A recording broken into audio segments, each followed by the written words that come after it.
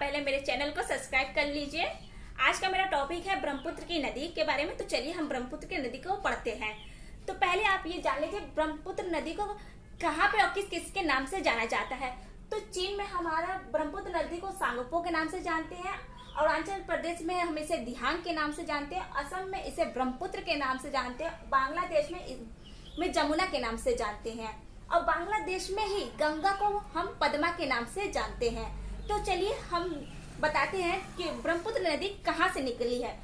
ब्रह्मपुत्र नदी हमारे चेमायुंगडुंग ग्लेशियर के मानसरोवर झील से निकला है और यह हमारे भारत में इंटर करता है अरुणाचल प्रदेश से, और फिर इसके बाद असम में जाता है। असम के बाद से ये बांग्लादेश में चले जाता है।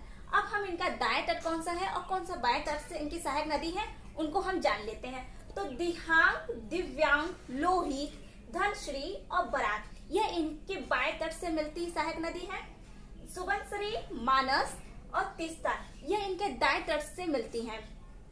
तो हम जब ये ब्रह्मपुत्र नदी इन सभी का पानी लेके आगे जाती है, असम से बाहर निकल के अपने बांग्लादेश में चली जाती है, जब एंटर करती है तब यहाँ पे ब्रह्मपुत्र नदी जो अब जमुना के नाम से जानी जा रही है उनसे पद्मा नदी जुड़ती है, पद्मा और जमुना। और यहीं से हमारा मणिपुर से बराक नदी आती है जो ब्रह्मपुत्र से मिलती है। तो ये तीनों नदियां मिलकर मेघना नदी का निर्माण करती है।